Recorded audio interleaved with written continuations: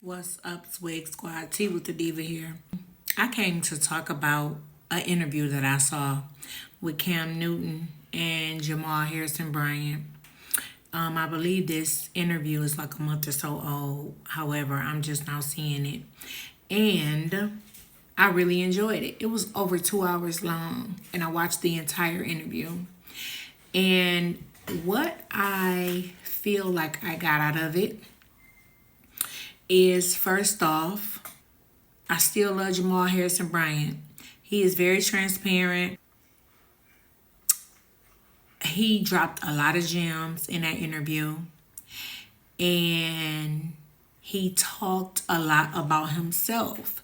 So Cam Newton asked him what happened in his marriage, and he really broke down and said it was me.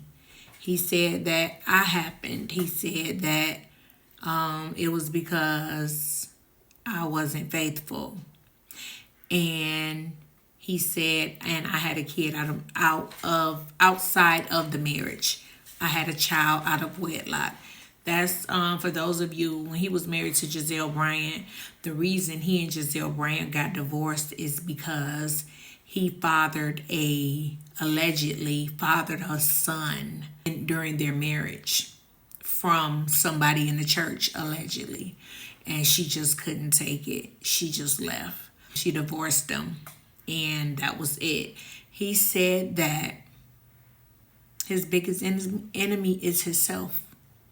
He said that he makes the wrong choices, and he said that his flesh is his problem. He has a problem with his sexuality, or had a problem with his sexuality.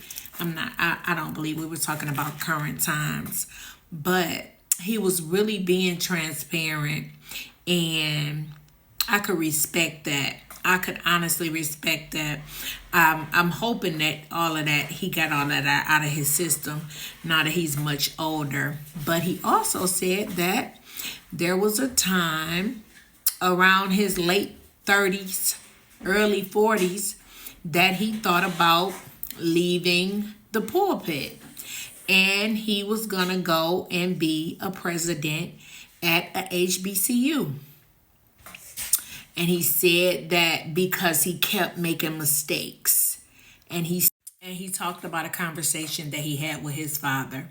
And he said his dad asked him, and I'm not directly quoting him, something to the effect of, did God call you to preach, or did the people call you to preach? Because if God called you to preach, why are you making a decision based on the conversations that are being had amongst the people? He also said a saying that Tip always says, if you live by the cheers, you will die by the bulls. And he said that his dad told him that because he just kept saying, like, maybe this not good for me because I just keep messing up and I just keep messing up. And he said that, you got a testimony, and that's what God wants you to do. That's how he wants you to witness. He wants you to witness through experience. He dropped a lot of gems. He also talked about the church being a business. I think Cam had asked him something about how much of the church is business. So, he talked about how his members didn't come from seeing him preach. He said that most of his members come from the community because of what they do in the community, like feeding the homeless and giving out turkeys and, paying bills and opening different centers, boys and girls clubs, youth centers and basketball courts and after school programs and things like that. And he was just talking about how community makes up most of his congregation. It was very enjoyable. It was long, but you didn't realize that you had been sitting there listening. I love things like when I'm listening to a podcast or an interview and it's a long interview and I don't miss the time. I'm not looking at my watch and I'm not counting the time that I'm listening to it. I'm enjoying what I'm listening to. He is just such a, he's to me, he can remind me of Obama in that respect. He is, when he like puts his words together, it sounds like sweet music to me because he knows what words to say and what context to use them in. He just seems like would love to like sit and have a conversation with him. He just seemed like he's really full of knowledge. Somebody that you can just learn a lot from.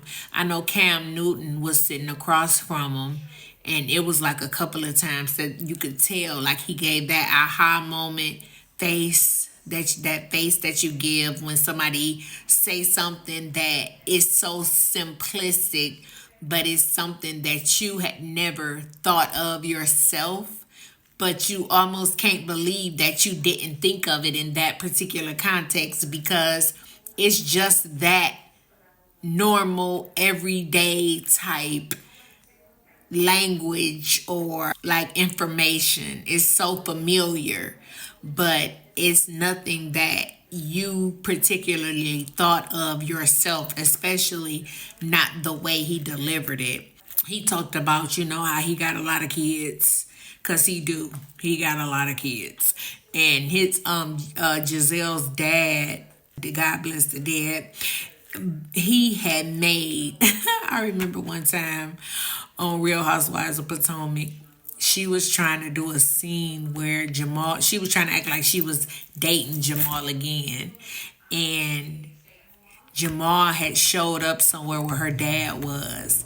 And when I tell you her daddy wasn't having it, he was like, he got all them kids, that man, and he ain't about to, you about to deal with that. He was so mad. He couldn't hide it either. He was so mad. And you about to date this man. He got all them kids. And it was so funny. He also made mention of Cam Newton.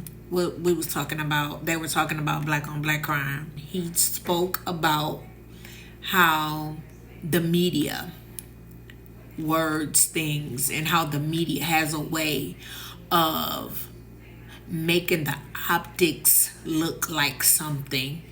And like he said, white people unalive white people, Chinese people unalive who you around, but nobody ever gave it a tag of Caucasian on Caucasian crime, Korean on Korean crime. Nobody talks about it because they say that it doesn't happen at a rate that we do crime against each other. And he was like, Caucasians stab each other in the back all the time. All the time. It's just not broadcasted. It's just not on the news. It's just not all collected. Like, this is all by design. All of this stuff. The way that they, televise black on black crime, the way that black on black crime is a thing. And when Stevie go in and unalive 16 people in the school, that's not called nothing on nothing crime. They barely want to call that a terrorist attack. It's a school shooting. They say it was mental illness. It's a school shooting.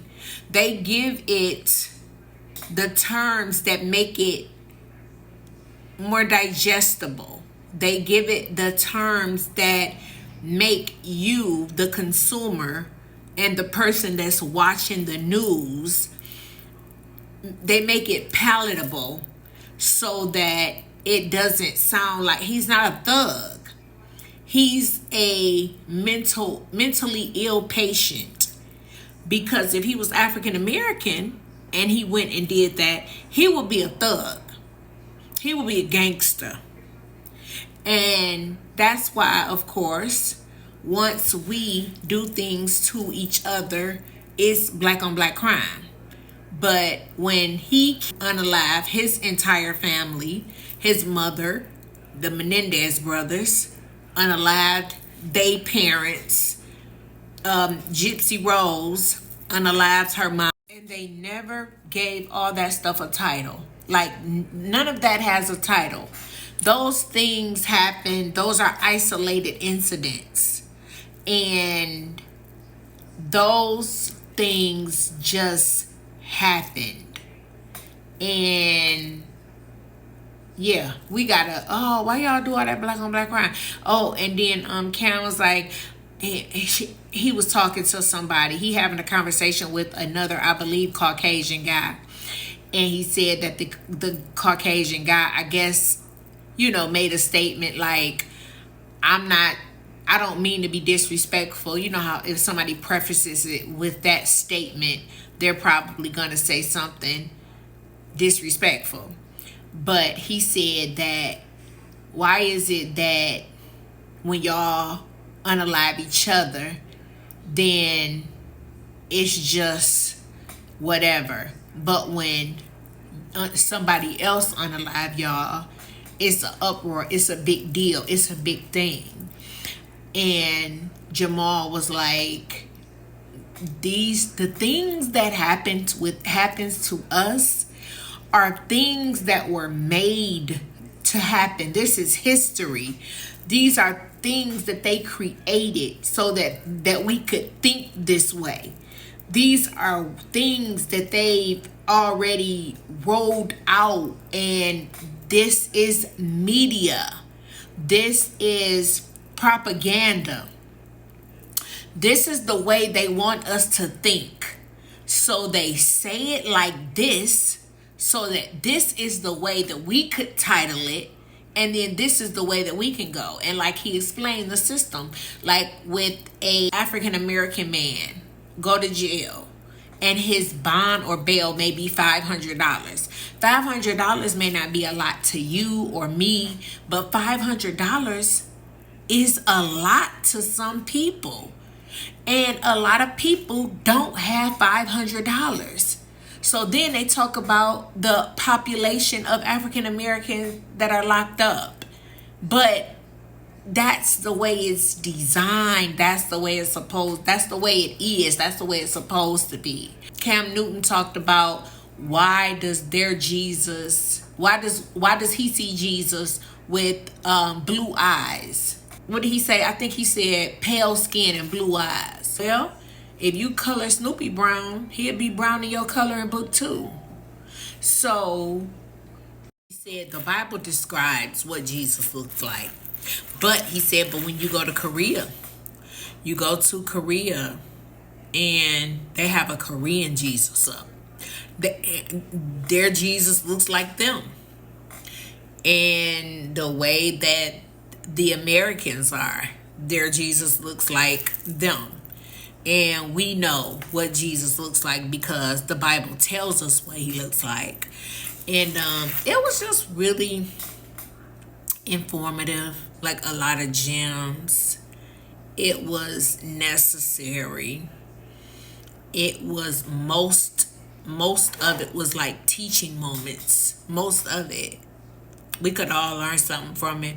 I encourage everybody to, if you get a minute, at least take some pieces from it. If you don't have 2 hours to carve out to give to an interview, the work that I do allows me to be able to just listen to, interview a podcast while I'm multitasking. But if you aren't able to devote 2 consecutive hours or 2 hours chopped up, just pick a couple minutes out of it.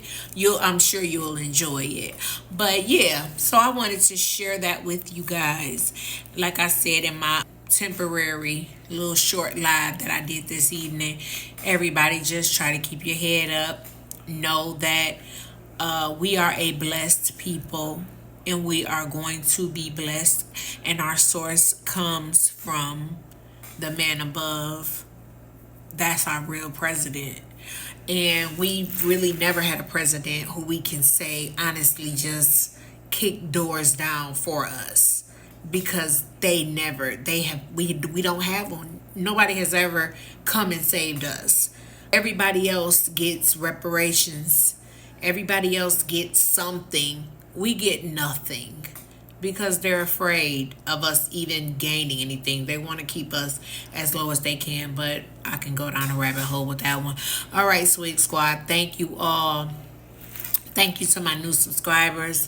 Thank you to my all existing subscribers. Thank you. Please continue to like, comment, and subscribe. And I will holler at y'all later. This is Tea with the Diva.